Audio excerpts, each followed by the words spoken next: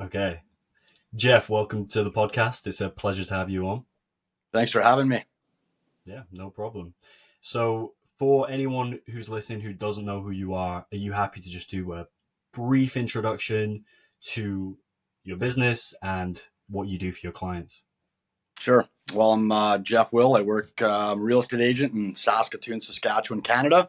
Been doing it for just over 12 years. Um, Happy to help anybody that wants to get into real estate or has any real estate needs. I've been a number one top producing agent at the biggest real estate company in Canada. So I've had a lot of success, which has been great. Work hard and give back to my clients and just, love working in the community I work in. Absolutely. Before you got into real estate, you were in the golf world, is that right? How many years were you doing that for? I worked at golf course basically all my life. Did a little bit of caddying on the PGA Tour. Always been in sales. I actually was in liquor sales for 10 years as well, and then just transitioned into the real estate with the connections I had and the people I know. It was a pretty easy because in real estate it's all about referrals and networking. So it was an easy transition for me. Nice. Does it run in the family? Is it your It actually parents were real estate agents or anything like that? Are they entrepreneurs? My grandpa was a real estate agent way, way, way back in the day, but I was in diapers then. My dad's always been in sales, uh, just a hard worker. The rest of my family is all actually teachers, so they're the smart ones, I guess, in the family. And you just thought you would take a different path. Did you ever think you were going to grow up and be a teacher, or did you ever think you were going to do something completely different to the world that you've ended up in? I was never really good at the back end, like paperwork, that kind of stuff. I always was a people person. I always wanted to be around people. I always wanted to help people. So as far as being in a teaching situation with young kids, I think that I would have been harder for me to handle. I'm more of like a one-on-one, um, work with somebody, get it done. So no, teaching was never a path I wanted. I obviously wanted to be an athlete. I think like every young boy, but that didn't. So got into real estate. I wanted to be a hockey player just from being Canada, but I'm not that big a guy, so I had that against me back in the day. It was a little tougher game, so the little guys kind of had to hide. And then obviously I got into golf as a big golfer too, but now I just play Nice. play for fun. Is it ice hockey? Ice hockey, yeah. So play on ice. Well, it's cold usually here in Canada, so play Yeah. on ice, skate, and That's so crazy to think. We don't have anything like ice hockey in this country. I mean, I've never even seen a game or even a live game except in movies, but it looks really, really aggressive and really, really fun. it's awesome. I'm sure you could YouTube some stuff and see some highlights. Or Sure. the I guess it's an Olympic sport too, so not that you guys, I guess, would have a team, but you could watch it in the Olympics. Sweet. So in Saskatoon at the moment, you work in the general area of Saskatchewan. What are the current trends at the moment? Is the inventory still quite low? Crazy low. Lowest I've ever seen it in 12 years. We actually have more real estate agents in our city than we do houses. On the weekend, there's 525 houses, condos in our city, and our population is over 300,000. It's crazy, crazy low. So basically, anything that's good that hits the market is gone as long as it's priced properly. So it's super hard right now for buyers just because there's so much competition. Like I say, it's like anything, supply and demand. So if you are a buyer buying right now, you need to be pre-approved. You need to have your pre-approval letter. You need to be ready to go before you even go into the market. Once you have that, if you see something you like, you got to jump on it. Reverse the roles into a seller. A seller's in a good situation because he's not competing. So if you price it properly, you're going to have a lot of people, a lot of buyers coming through your property, and you got a good chance of selling it. So it's just, if you sell your house, where do you go? Because there's nothing out to buy unless you're relocating. So that's the situation we're actually in right now. Is it's kind of like nobody wants to list and sell their house because there's nowhere for them to go. So we have no sellers, we have no buyers. It's kind of like what came first, the chicken or the egg. We need listings so the buyers can buy, but the sellers don't want to sell because they don't have anywhere to buy. So it's tricky, and it's actually a scary time. I don't know what's going to happen here because the interest rate is coming down and there's going to be more people that are going to be buyers. So it's going to drive housing up again, which is great for our city. Saskatoon is growing. We've been on a incline of property value going up. So it's good. It's really hard for the young people to get into the market with the interest rate is, and needing a down payment. It's pretty crazy what payments are with cost of living in Saskatoon. In the country in Canada, is it the case where they're just obviously there's low inventory because people aren't selling, but is there literally just not enough houses for the amount of people that want to buy houses? Is that what we're looking at? Well, building costs obviously went up like crazy amounts. So the builders have toned down the building. They've slowed down just because it's so expensive. They're building a house where they're gonna, it's gonna cost them 500,000 and they're gonna sell for 550. That's not a lot of profit to carry that big of a risk. So seeing the builders have slowed down building, there's less inventory. So we have enough housing here. It's just, people want to, buy a bigger house, or people right now, there's a lot of people that want to downsize. So they want to sell their house for 500,000 and buy a $300,000 house just because of the cost of living. And right now there's just no $300,000 houses to buy. So they can't sell their house. Otherwise they'll be homeless. They'll be renting, and rent is crazy expensive here. Rent is almost more money than a mortgage and whatnot. So that's not a good situation to be in either. No. Nice.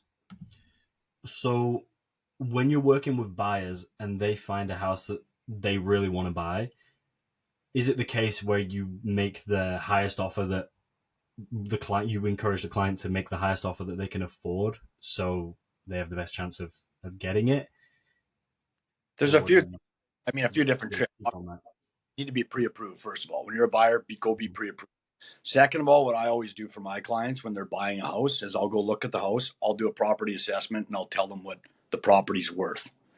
Now, I can't legally tell my clients what to pay, so I'll say this property's worth 400. You're probably going to have to pay 420 if you want to get it in this market because you're going to compete. But it's not worth that. But if it's worth it to you, then obviously put the offer in for 420, and you take your chances. There is a lot of presentation offers that's going on, and that's where the seller just takes all the offers they get and take the best one. So another one is obviously conditions. You want to make sure you have as least many as conditions as possible. I would never buy a house without a home inspection, so I always like my client to have a home inspection in there. I'm not pushing somebody just to go buy a house with no conditions, because if they buy it, it could be a lemon. Number one, that could come back on me. Number two, I got to sleep at night. I would never do that for any of my clients. So I just always tell my clients, just be patient. There's going to be something that comes up that's good. If you don't get it, it wasn't meant to be. I want to make sure that you have the proper, home inspection done, proper evaluation before you move forward and buy a house. But it's tough right now in this market. But luckily, I had 3 buyers this month that they all got properties, and they got awesome properties. So it was a good month for them. Nice. Were any of those buyers at a point before they found their house where they felt like giving up, where they were just like, Jeff, we're not getting anywhere with this? I've been looking for ages and nothing's coming up, and there's nothing I like. Have you had that situation recently or at all in the past year? I've had that situation lots where we've had buyers. We go and look. One of these sets of buyers I've been working for about 3 months, which is a long time. Fortunate enough, they're living in their parents' basement, so they got a place to live. Obviously, they just had a newborn, so they want to get out of the basement. But it was a long process. And when this house came up, there was one negative thing about it. Other than that, it was the perfect house for them. So they just had to wait it out. We put a aggressive offer in. We actually got it for under list price. And they're super pumped. Had the home inspection last week, and they're good to go. So they were super happy. Another client I was working with actually was relocating, and he was in a rental. The company that he's working for was paying for his rental, so there wasn't a big panic. So he was in a good situation too, a little higher price point. So that worked out for him. But yeah, I'm working with buyers right now. They're starting to get frustrated. And like I said, you just got to be patient. I'm fortunate enough where I'm kind of in the loop. So I'll get the heads up that this property's coming up, or I like to talk to different agents if you got this coming up. So kind of the inside scoop. That's part of being I guess, a veteran um, in the industry that kind of benefits. So buyers know that, so they'll reach out to work with me. Yeah. So that's the main thing you tell someone if they do feel like giving up is like, listen, I know it's hard, but we just got to be patient. Right now, something will come up eventually. And that's it's I guess like everything in life, you just got to be patient. And I think we're going to see a lot more hitting the market. I mean, obviously the cold weather in Saskatoon, people like don't want to list their house or don't want to move in the wintertime. So it's always a slower time anyways. And this has just made it even slower. So Yeah, absolutely. When someone is looking to move to Saskatoon, like what are usually the selling points for the place? Like, what do you love about it? What do people come there for? Do you want to just riff on that for a minute? well, I'm born and raised in Saskatoon. So, I mean, obviously, I'm going to be a little bit biased, just to be honest. But Saskatoon's just so safe. I mean, it's just, you can go out anywhere. Every area of town is very, very safe. It's easy to get around. Our traffic isn't crazy like some cities. I can pretty much get anywhere in Saskatoon from the furthest point in like 20 to 25 minutes, which is just a treat. Um, we have like Saskatoon is booming. Saskatoon's growing. We got so many good things happening here. So many people want to come here, which is great.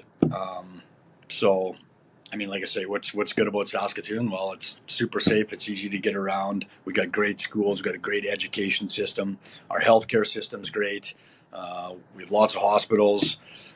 It's just it's just a safe, happy place to raise a family, and we're kind of a blue collar city, but it's just a great place to grow up. Brilliant. It sounds really cool. I'd like to visit one day. I'm thinking of going to the States for a bit of a road trip. I don't know if like this year or next year. I'll come up to Saskatoon and see the see the beauty of it. I'll take good care of you. We'll tour around. You can Nice man. see it live, I guess, in action. Well, looking forward to it. On that, in Saskatoon, which areas are developing the most? Like, where do you see the? What do you think would be the best areas to invest if you were going to buy real estate as an investment property in Saskatoon? Well, I mean, we have the university, which is like massive. We have a really, Mm. really big university, and we also have a hospital right by the university, and we also have children's hospital. So that is not going anywhere. So basically, the best area in Saskatoon, that's called Varsity View. That area is those properties are always going crazy and always going up. They're very expensive, but it's location, location, location. So that's what I always tell buyers. Um, we actually have a lot of new developments in Saskatoon just because of the growth. That it's basically all brand new construction. Like I say, I'm biased. I'm an East Side guy, so I love the Avalon, Nutana area. As far as new areas, I like Stonebridge just because it's close to the Avalon. We have lots of also, 1 acre kind of parcels where they're building houses just outside the city. Edgemont's a great community in a great location. I've sold quite a few properties out there. They do a lot of the lottery homes out there, and I work for a lot of the winners of the lottery homes. I've kind of been known to be the guy that sells the lottery homes, just because I do a lot of the $1 million listings. So they reach out to me. So I love that area. Um, I don't like downtown. I'm not much of a rat race guy. Our downtown's fairly safe, but it's a lot of like the high rises. I do sell lots of condos. You can get an affordable condo where people are coming in for students because it's just across the bridge to the university. So I recommend that to a lot of the students coming in. Super affordable. There's a couple concrete buildings downtown, which I really like, especially for students because they can get loud. That's kind of like it all depends on what kind of a lifestyle you're looking for or where you're. If you're a lake person, I'll sell you a place up in the north end because that's as close to the lakes. Like all our lakes are north of the city. So it's all personal preference. Like I say, I'm biased, but Most important thing in buying a house: location, location, location. You always hear that, and that's the first thing I say to my clients when they're moving to the city. If they don't know Saskatoon, I explain everything. This is where the schools are. This is where the hospitals are. This is where the good restaurants are. This is where grocery shopping, and I'll get a feel for what's important to them, and that's the area I'll put them in. Because I can find you a house in any area, but I can't move the location ever. I can always, move the house. So Mm, that's the important thing. I always tell my buyers over and over again. Tell me the location you want, and I'll find you a house in that area. nice. Have you ever took someone on like a day trip of Saskatoon, like someone who was looking to move there, who was like, I don't know the city, Jeff. Do you want to show me the best spots? Lots, yeah. I pick people up from the airports and basically not even gone in a house the first day. I do a lot of the relocate. I also work with a lot of the companies, bigger companies in Saskatoon that'll reach out to me and say, "Hey, Jeff, I got Joe Blow coming into town on next Wednesday and needs a house. You mind touring him around?" So I'll pick him up from the airport and I'll take him to every area, good and bad. Not that we have a lot of bad areas, but I'll take him everywhere. I'll explain everywhere. He'll show me where he's going to be working, where his office is. He might be a walker, so he might walk to work. So I'll need to find him a place close to work. Um, yeah, I do that lots. That's kind of like part of the service that I want to get to know my client, especially the ones that are coming in from out of town that don't know the city and tour them around, and they're gonna be like, you know what, Jeff, these are my top two spots where I'd like to live. And then, like I say, we just be patient. We'll find them a house, and then I know when they move in, they're gonna be happy. So yeah, it's something that I've done lots. We'll go to little pubs and have a cocktail or go to a little cool spot for a bite to eat, and it's a great way to get to know my clients as well. Nice. Do you call them pubs in Canada? We call them different things: lounges, pubs. You know, Nice. Yeah, I we guess call everything a pub in the UK. yeah. I Love was it. just on a golf trip with a bunch of guys from Ireland, so maybe that's why I was down in Miami playing in a pro am, and there was a lot of guys from Ireland there, so maybe that's why I got pub stuck in my head. Who knows? It's a good word. Um, so, what's the difference between working with someone who's buying a multi-million-dollar property and a first-time home buyer who's just maybe purchasing like $100,000 property? Big difference, to be honest with you. The people that are buying like the $100,000, $150,000 condos, those people when they get the property, they're so excited and so happy because to them it's such a big deal. So like just to see how happy they are is like so fulfilling for me. Um, a lot of times those are actually more work. You got to you got to do stuff like that. The $1 million buyers, and I deal with a lot of them. It's there's a lot of ego involved. You just need to understand that, and not every one of them. I got so many great clients that are multi millionaires. I got clients that got private jets that I've flown to places to actually look at properties. I've gotten their private plane to fly to look for a lake property. So it's not every one of them, but you got to really play off the egos. You got to understand that these people are business people and they're multimillionaires or they're rich for a reason. So you got to be on your game. Like I say, I mean, it's with everybody, but they know what the market's doing. They know as much. They do as much research. But a lot of my people are just relying on me, and a lot of those rich clients that I deal with, they're multi-millionaire clients. There's so much trust that they've involved. I'll look at properties and I already know, or I'll look at land, or I'll look at different things, and I know what they want. And I know if it's a good deal, and I'll just docu-sign it over. A lot of them are too busy to even come into the city to look at it. So I just, like I said, it's sometimes less work because I just do it on my own. Where a young client or a client looking at a hundred, two, $300,000 client, you're spending a lot of time. They need to trust you. Like it takes a long time to earn their trust because it's such a big purchase and so important to them.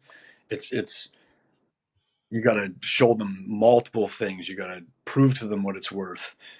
Because, like I say, they can't afford to lose $5,000 on a deal. So that's kind of the you almost have to coddle the one, two, three, $400,000 buyers, but those are the ones that are it's so fulfilling because they're so happy when they get a place. Yeah. Interesting. So when you're working with these larger clients, it's like they understand the market a lot of the time. They understand what these properties are worth and kind of what they want, and they can tell you exactly what they want, and then you just go and get it.